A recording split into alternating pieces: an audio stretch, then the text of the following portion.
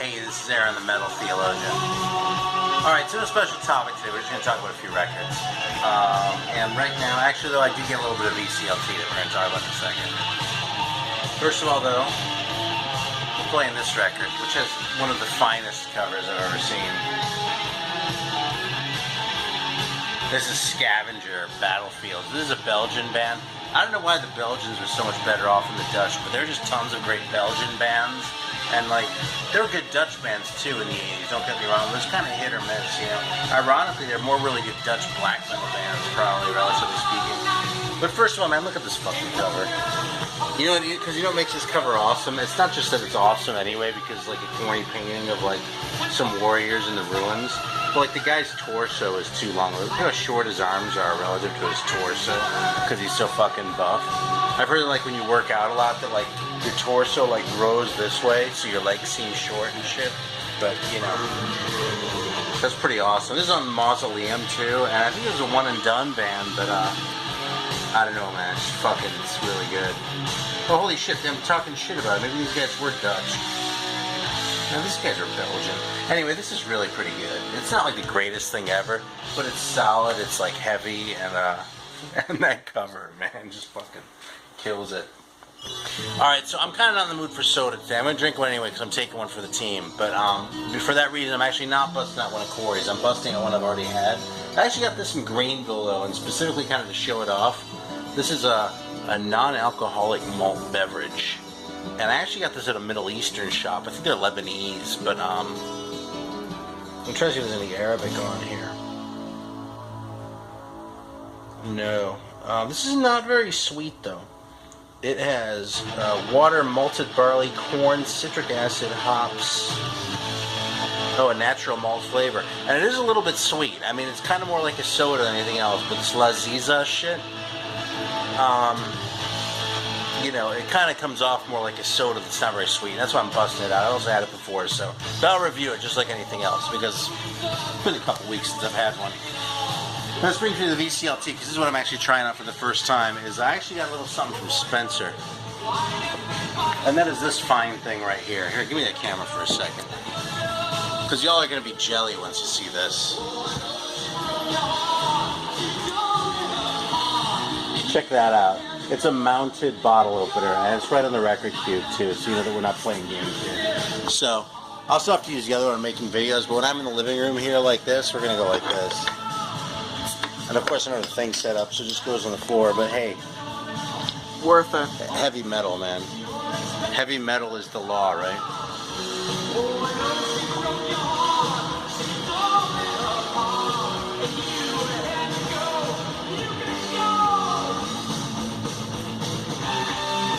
So what this reminds me of in spirit, this drink, is like a German Malzbier, or like one of those Mexican Maltas that I'm so fond of. But it's nowhere near as sort of sweet as either of those. It kind of has like a little bit of that like molasses undertone to it.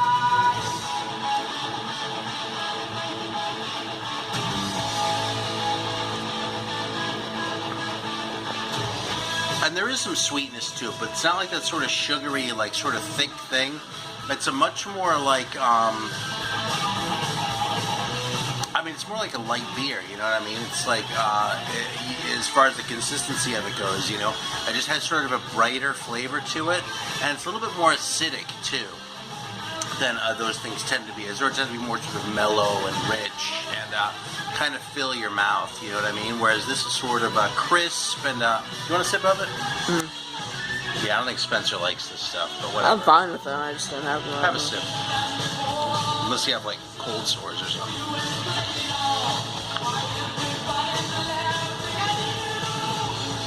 So how about the song in the major key? That's a little corny, too. Also, I have to bring to your attention, we're watching Grown Man Record Night, so I'm kind of giving up one of my secrets, which is that even though I watch Grown Man Record Night kind of religiously every week, when they're playing baloney records, I do listen to my own records. Keep it on the TV. And I actually got no beef with Bill Doggett. Excuse me. And the last record they played is The Crazy World of Arthur Brown, which is a great record, which I've owned fucking since I was in high school. But yeah, so good stuff. But today we're doing a metal video, so we're listening to metal anyway. So let's talk about some metal. So we've got our fucking Scavenger record here. some new arrivals here. I did show this one in the last video briefly, but this is just a fucking awesome, like, Creator 12-inch, classic Creator sound. I'll show this off. It's on noise, of course. And behind the mirror is off an album. In fact, I want to say it's off Terrible Certainty, which is also here somewhere. Yeah, it's the last song on Terrible Certainty. But Gangland, as far as I know, was never on an album, so it's just like an extra record. We got this one here. This one kind of tripped me out. First of all, I've never owned this one before, which is kind of hard to believe that I'm showing a Dio record that I like got recently. You know, because most Dio, you'd think Dio, like either I would have had it forever. But I never bought this one back in the day. But you know what was a trip listening to this one? Is how much I remembered off this record. Because I always kind of went like, oh, you know. This one was like spookier again, you know, when it came out. Because like Sacred Heart was kind of brighter and not as intimidating as the first two had been.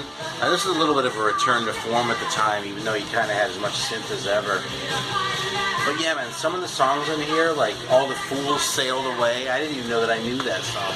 But like, as soon as I heard it, I was like, wow, man. The Sunset Superman, that's a pretty corny one. But that's just a good main riff. The chorus is kind of corny. But this is a fun record, man. I mean, it's really not tremendous. And honestly, I don't think any of Dio's records were really tremendous. You know, he's a great singer, but one reason I didn't like him back in the day, it wasn't just that, like, he was kind of a cheeseball, which, of course, is why I love him now, right? But it wasn't just that, it was that his records were, like, you know, 7 out of 10, you know? Like, good records, but I don't think Dio ever made a solo record where you're just like, holy fuck, is this fantastic, you know what I mean? It's like even Rainbow did, like Rainbow Rising is like that, and a couple of his Black Sabbath ones, but his solo ones, there weren't a lot of peaks and valleys, you know what I mean? Sort of just like a plateau that's like a cool plateau to be on, but just not like the greatest shit ever, you know? So I beefed up the Overkill section a little bit. This is kind of a recent one. This is, I think, the third one, Under the Influence. Very cool American thrash record. I don't know why I didn't love this band back in the 80s. I swear I don't. In fact, Metal Ron, this is like his favorite band, and he's pretty much right. I mean, not that they're my favorite band, because they're not, but these guys are really good, man, and I'm kind of stoked it still has a hype sticker on the shrink wrap. And there's another one here, too. The second one, Taking Over. Also just a fantastic record, man. Fucking Deny the Cross, Fear His Name. How can you beat those titles, man? Power Surge, Electro Violence. What does that even mean, Electro Violence, you know? They're fucking busting out their guy there. What a stupid ass cover, too, right? It's like worthy of the Nuge right there. Beefed up the Living Death section a little bit. I'm in a little bit of a Living Death kick. I just couldn't pass on this cover, man. When I got the opportunity to grip this one after passing on the past, there you go. And look at these guys standing in front of the same door there. It's like, you know, it's like they're posing for their cards. Trouble is, I don't know if any of these cards would have beat like a really, you know, great card or anything like that. Fat Leo. Yeah, well, none of them beat Fat Leo anyway. I mean, kind of established that a long time ago, but yeah. So it's an Earth Shaker press. But yeah, you can come close. I think there's another one here too, actually. Oh yeah, I grabbed this one as well. I might have showed this one. I feel like I showed this one. No, I didn't. But check out that guy in the middle. Now see, that picture, that would beat any of those back pictures on the other one. Because you fucking got his mustache there with his bullet belt and like his eyeliner and shit. And the other guys, they're looking pretty good. But like this guy kind of looks like a goofball that like, you know, would probably get beat up by the other guys or something. Whereas this guy, oh man, he's just fucking, he's not playing games. this second guy kind of looks out of place. Yeah, kind of. So this is the Watch Out 12-inch. Hey, listen, I've got a serious question, by the way. Uh-oh. Does you posing with Fat Leo beat Fat Leo, or is it the other way around? I've got to leave that to other people to decide. I can't make a judgment on that. So it's a cool 12-inch. 3 songs off other records, but you don't see this turn up very often, so I had to grab it. Yeah, and Living Death, just really cool German thrash, you know what I mean? Kind of middle-of-the-road German thrash from the standpoint of embodying that German sound without, like, really, standing out in a way, like the way sort of Creator did. I mean, I think the reason Creator and Destruction and Sodom kind of stand out is because each of them had something kind of unique about them in a way that, say, Living Death didn't. But these Living Death records are really enjoyable listens anyway. You should grab them if you find them. So speaking of German shit, I've had this one for a long time, but I busted this out recently, and I've just gotta, I mean, I could show this record every single video, and it would just stay awesome, because, I mean, how can you beat that, you know? It's also a fucking tremendous record. I think I'm actually gonna, no, you know something, actually, I'm not gonna needle drop Obsessed by Cruelty, as great as it is. I'm actually gonna needle drop the other one that I played, because, fuck it, I hope I can find the inner for this. Because, it's a riff that I kind of forgotten about until I played this record again recently, and it just blew me away. God damn it, can I get this fucking thing open, man? Such a pain in the ass. This is Dead Space in a video. Like, where I'm just, like, sort of trying to talk and fill up the time while I'm trying to struggle with this goddamn original. I can't believe that people, like, go out of their way to get these inners, man. They're such a pain in the ass. It kind of goes back to the whole, like, thing I was talking about dropping records and shit. I'll tell you another thing, man. I don't really have patience for inner sleeves that are a pain in the ass to open. It's like I don't have a lot of patience for it, like when there's extra, like when the record doesn't really fit into the gatefold properly, because like the thing isn't quite folded right. That shit just annoys me, man, so. Yeah, I'll put that in the thing later. I'm just going to set it there. Alright, so here's the thing though, man. Fucking Sodom. Okay, this record is awesome. Has all sorts of great stuff on it. Oh, I know I felt like I'd talk about this because it was in that overrated, underrated video that I did that,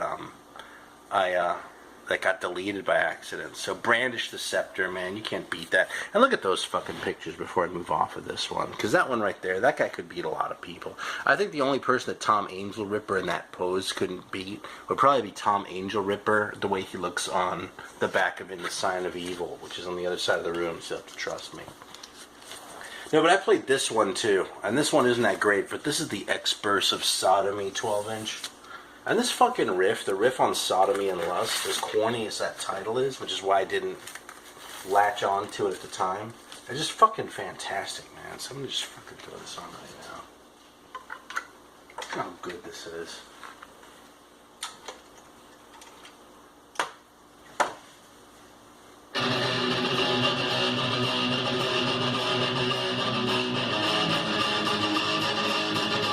What an unusual riff.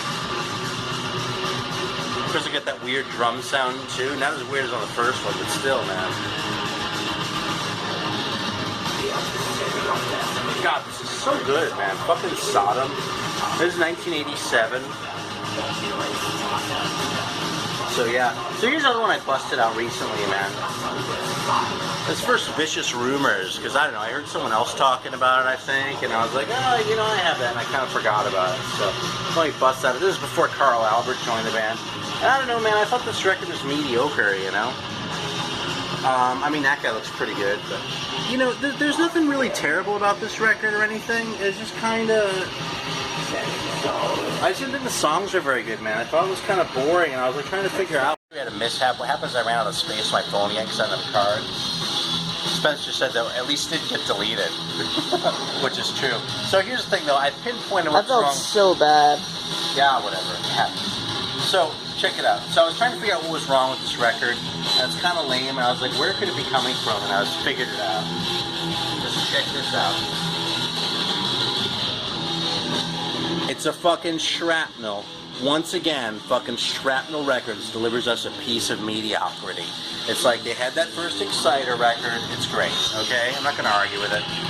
Culprit record, not bad, not great. This one, fucking boring. It's on Shrapnel. So, like, I was used to beef with people about this when I first started, okay? But I'm just kind of, like, highlighting this because I want you all to know that I haven't backed off my fucking Shrapnel antipathy. Because, man, Shrapnel as a label just managed to deliver one piece of suck after another. And, like, an 8 on Shrapnel out of 10 would have been like a 4 on Metal Blade. I gotta say, man. That's just shit, man. I don't know how they do it. I just forgot you got the next record in order and I laughed at the cover. Yeah. So bad. So move on, man. This record was heavier than it looks because it looks kind of glammy. and kind of corny.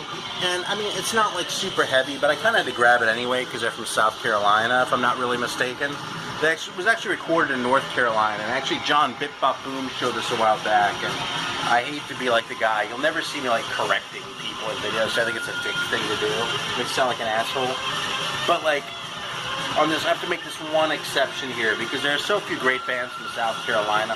Fuck, there's so few South Carolina bands, period, that I always feel like I have to support them when they come around. So New York, I'm gonna like welcome into my South Carolina record collection, along with Carnage, which is great, and actually fucking Attica, whose record never came out back in the day until Cult Metal Classics released it. They're from like right up here, like where the flea market is that I go to, Ladson.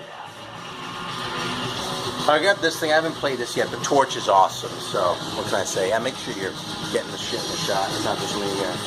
But yeah, it's I'll talk about that one. So I got a couple other things in the mail. All right. I'm gonna give another chance. I actually haven't even played these yet, so I'm kind of being a dick for even like showing them. But, like, I got this Armored Saint. Armored Saint. When I was talking about, I talked about this earlier. Like I thought it was a great expression Greeno came up with for a record that's missing something. When like you really want to like it, this is the band we are talking about. Okay, so my getting a copy of the first full length by Armored Saint. The only one I have right now is the 12-inch, the first one. My getting this is a good faith effort to give Armored Saint another chance, and this is partially under Nasty Metal's inspiration, because he's talked all sorts of good stuff about Armored Saint. So we're gonna give him another crack here, all right? In fact, you know something? Let's give him a crack together. This is what we're gonna do. I was gonna put something else on, but this is a 12-inch. We're gonna give Armored Saint a little shot here. I'll say this, okay? It's on Metal Blade. I don't think I'm gonna get a fucking ad on it off a Metal Blade record. But if I do, that's it. Fucking Armored Saint is done. They're dead to me if that happens. So like well, no, because it wouldn't be up yet, but like, oh well, no. Fucking, what did I do with that goddamn inner, man? What an ass I feel like right now. Shit, man. Fucking struggling with inner sleeve. Oh, I was gonna say something about inner sleeves before, is like, when you see people and they're like all like obsessive over like what inner sleeves they put their records in and shit like that. I mean, I know some serious collectors who do that, so I'm not going to say that that's like, you know, a novice thing to do, because, you know, yeah, you get to a point where you want to preserve your records and shit like that. But I will say it's a red flag, because, man, is it more important to you to spend your time listening to your records and enjoying them, or like storing them properly, you know? Alright, so on Grown Man Record Night, see, like I'm shouting out to him like 3 times. I'm going to do it this time to criticize him. You see what they're playing right now? Yeah, that's what I put on my own record, is when they bust out the Bad Company records. Actually, I really do is when they bust out the disco records. I can tolerate Bad Company. But I'm proud to say I do not own a copy of Run with the Pack by Bad Company. So let's see how this Armored Saint record shapes up. You know what's interesting right off? You hear how the production is less metal than that Sodom record? Like on that Sodom record, it's like kind of dirty, but it was like perfect. It was like right in that zone, like for what you want, a metal sound. And this record is a little bit cleaner, and it's actually well produced. But it's just not quite as metal. I guess you can hear they're on the big label by this point. Having a lot of trouble today. Especially because the previous owner taped this cover in a fucked up way. That's a good riff.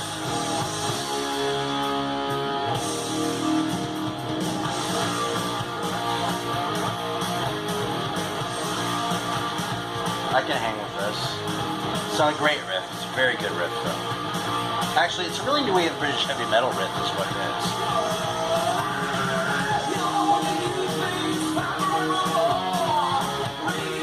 Yeah, this is an early sound is what it is. I might not have been in the right headspace for this when I first heard it. So I used to have this a long time ago, like a lot of But this is really straight ahead. It's really kind of new wave British heavy metal-ish. That's not bad at all, though, really. Alright, so I got a few things in the mail today. I got a shout out to Mr. Bip Bop Boom again here, because there are actually not one but two things in here that I bought at his institution.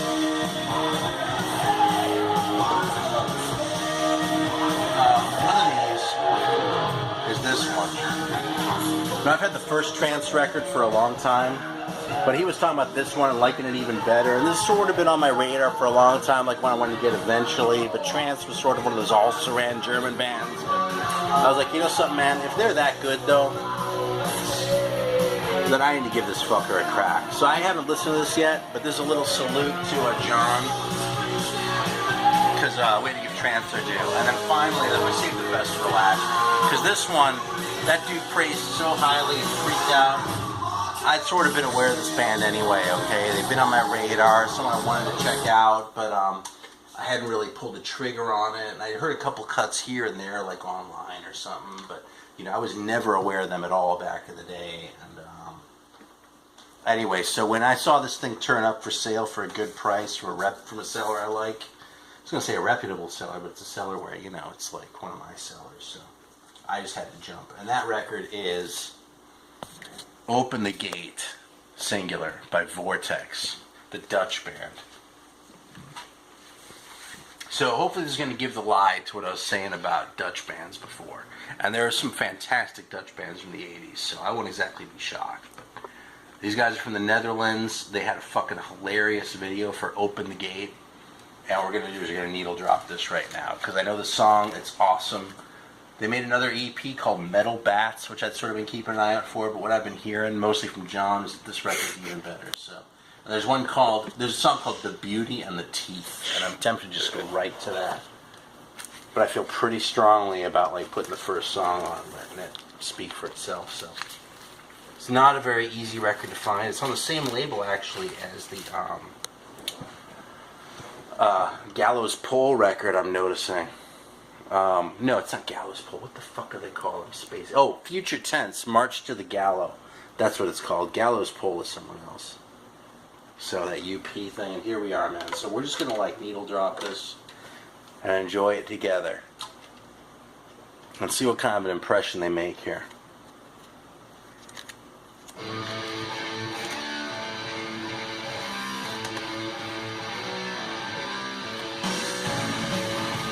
See, I don't know if this is as good as a riff as that March of the Saint riff, but the production's better because it has all that space in there. It sounds more metal. And the gallop is just better, man.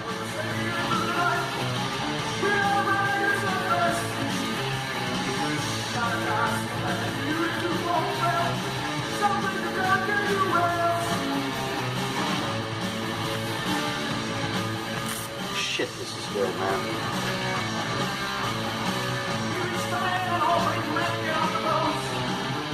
Yeah, I mean, there's nothing to argue about with this fucking record. This is awesome.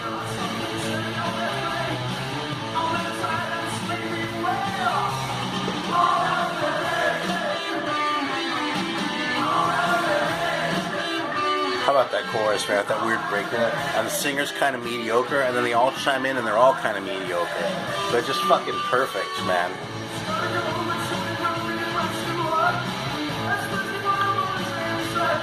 Alright, we're going to bump ahead to that. No, we're going to go to Beauty and the Teeth.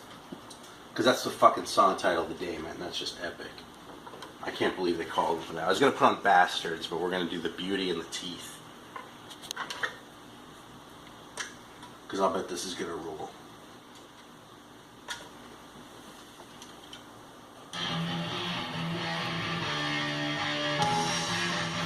Look at that bass like pop in there.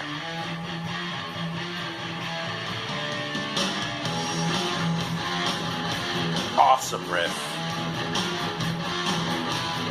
Kind of reminds you of Welcome to Hell, the song, a little bit.